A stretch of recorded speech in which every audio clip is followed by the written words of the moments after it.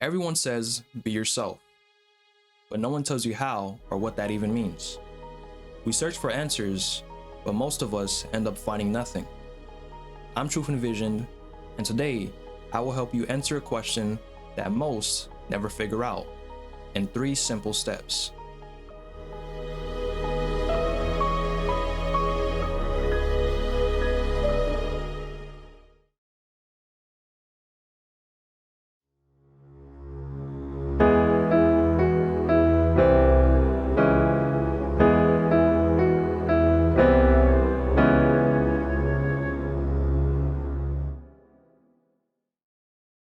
Before I can give you the steps you need to be yourself, you must understand that being yourself is a complex concept. It's not something you can do instantly. It's a journey that challenges your beliefs, your conditioning, and perception of who you think you are. If you're willing to question the doctrine you inherited, keep watching. These 3 steps helped me find myself, and they might help you as well. Before I knew who I was lost. I didn't know how to handle my emotions, so I suppressed them, thinking that was emotional intelligence. In school, when people disrespected me with words or actions, I stayed quiet. I thought staying quiet made me strong. I thought that was what God and my family wanted. But as I grew older, I realized I wasn't being quiet out of peace. I was being quiet out of fear. I didn't trust the adults in my life to defend me. And I believed that no matter what I said, I'd still be in the wrong. So I learned to suppress until I couldn't anymore. Eventually, all that silence turned into rebellion. That was who I was before, disconnected from myself. Now, let me show you the 3 things that changed that. Embracing isolation, change, and guidance. Before we talk about isolation and guidance, let's start with the first step, because it's the one that unlocks the rest. Most people fear change. They fear losing their comfort, their identity, and control. I was one of them, but I've learned something. There's nothing to fear if you know who you really are. Change doesn't erase you. It reveals you. You can only change for the worse if you let negative influences define you. And if you're lost and unsure what guidance looks like, isolation will be your best friend for a time. But don't stay there forever. I'll explain why soon. Back to change. It's through change when you realize the things you like, dislike, and what aligns with your truth. Think about it. Most people say they only like apples, but they usually say that because they never tried anything else. The same thing applies to life. If you stay stuck in one version of yourself, it blocks growth. I've done many things, from writing, playing instruments, editing. Some would call me a jack of all trades. But for me, it built confidence.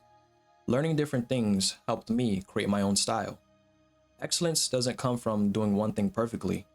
It comes from combining what you've learned into something that's uniquely yours. That's how individuality is born. But sometimes, to truly change, you have to step away from everything and everyone you know. The next step is isolation. Going into isolation is like a caterpillar entering its cocoon. It's uncomfortable, but necessary for change. In high school, I isolated myself completely from strangers and people I once knew. I didn't plan it. I just knew I was tired and needed to be alone. My method wasn't the healthiest, but it worked. That isolation gave me time to face myself, and I wouldn't be who I am today without it. But there's a warning. Don't stay isolated for too long. Solitude can help you grow, but it can also break you if you're not careful. Too much isolation can lead to darkness, depression, confusion, and mental exhaustion. During my own period of isolation, I only spoke to my family for up to a year, and even then, my mind started to darken. No person should isolate forever. Solitude should be a season, not a lifestyle. Use it to rebuild, not to disappear. And that's what brings me to the final step, the one that truly reshapes your identity from the outside in. The final step is guidance. Guidance matters, but it only works once you've learned to embrace change. Guidance is how the world teaches you through others: family, friends, mentors, even strangers. My turning point started when I got sent to an alternative school, the kind they send bad students to. I didn't have an easy start. I was angry, disrespectful, and lost. But something shifted. Maybe it was God, maybe it was the people around me. My teachers didn't shame me. They didn't preach at me. Instead, they gave me patience, understanding, and second chances. And that changed everything. For the first time, I felt seen, heard, guided. That experience taught me that guidance doesn't control you, it redefines you. And since then, I've always been willing to prove myself wrong, because I know it will lead to growth. Growth is the true mark of self-knowledge. So becoming yourself isn't about becoming someone new. It's about returning to who you've always been underneath the noise. When you embrace change, you allow life to shape you. When you embrace isolation, you learn to hear your own voice. And when you embrace guidance, you learn that strength doesn't come from knowing everything. It comes from being open enough to grow. The journey of finding yourself never really ends. You don't arrive at who you are. You unfold it, piece by piece, experience by experience. So if you're on that path right now, confused, lost, trying to make sense of it all, remember, it's okay to not have every answer yet. What matters is that you keep questioning, keep evolving, and keep walking towards the truth. If this message resonated with you, consider subscribing and share it with someone who needs it.